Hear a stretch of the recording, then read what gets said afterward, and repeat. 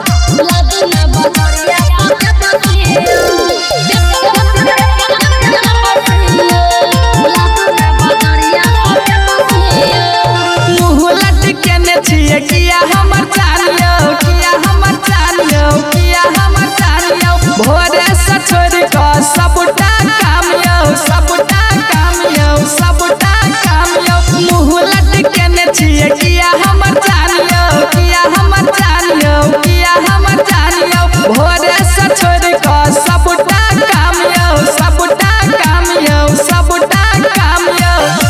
भगल खराब हाके लाल लाल लिपस्टिकियो लाल लाल लिपस्टिकियो सैया गर्मी से भीग जाया में कसियो लादना बजरिया सब पे बसियो सैया गर्मी से भीग जाया में कसियो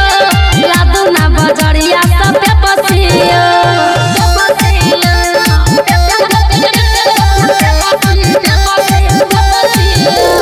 डीजे ओम शंकर करसा खरबीला आई भर बरदास कालू केहना का जानियो कल खूब बाजार सजा कर लादब सामानियो बस नमूना हेयो हमरा देखा के आहा खाइ छी सुरती होई खराब देहिया के खूबसूरती गुस्सा न करू आहा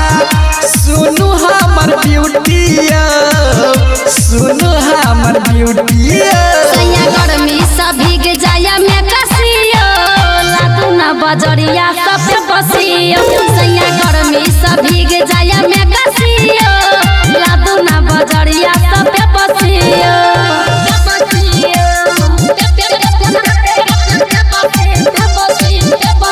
डीजे ओम शंकर करसा खरबीला बोनस में पैसा नहीं छै देखू न जानियो कल खूना लोन लैके करै छी पलानियो कनी बातो तो बुझिए हमर राजा कृष्ण बहाना बतियाई छी जल्दी से लादू नहीं तो नहीं हर हम जाई छी राजस ओम शंकर कहे